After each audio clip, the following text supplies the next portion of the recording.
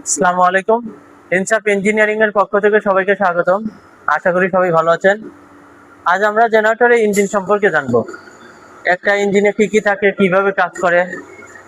এটা হচ্ছে জেনারেটরের একটা ইঞ্জিন পার্ট। এই ইঞ্জিনের মধ্যে সাধারণত কি কি আছে, কিভাবে কাজ করছে, স্টেপ বাই স্টেপ আমরা জানবো। ইঞ্জিনে সাধারণত engine block, engine head, cylinder head, আপনার connecting rod, piston, camshaft, crankshaft এগুলো আছে।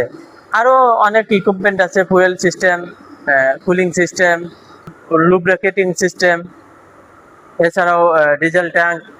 সাধারণত ইঞ্জিনের মূল কাজটাই হচ্ছে ইঞ্জিন ব্লকের মধ্যে, আর কাজটা করছে ইঞ্জিন হেড। ইঞ্জিন হেডেই যাবতীয় আপনার মেকানিক্যাল শক্তি উৎপন্ন হচ্ছে ফুয়েলের মাধ্যমে।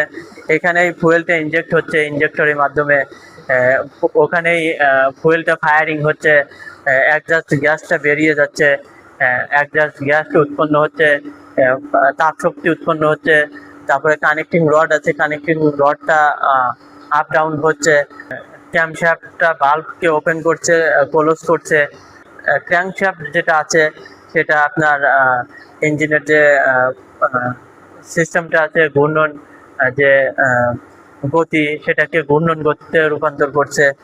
মূলত এভাবেই একটা ইঞ্জিন কাজ করছে।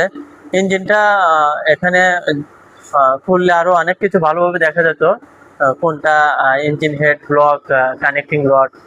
সাধারণত আমরা শ্যালো মেশিনে ইঞ্জিন দেখেছি, কানেক্টিং রড, আরো অনেক কিছু, পিস্টন, ওগুলোর মতোই, জাস্ট এটা একটা বড় ইঞ্জিন, ওগুলো ছোট, এখানেই ডিফারেন্স। ধন্যবাদ। এরকম আরো ভিডিও পেতে চাইলে আমাদের পেজকে ফলো দিন, কমেন্ট করুন, শেয়ার করুন বেশি বেশি। আল্লাহ হাফেজ।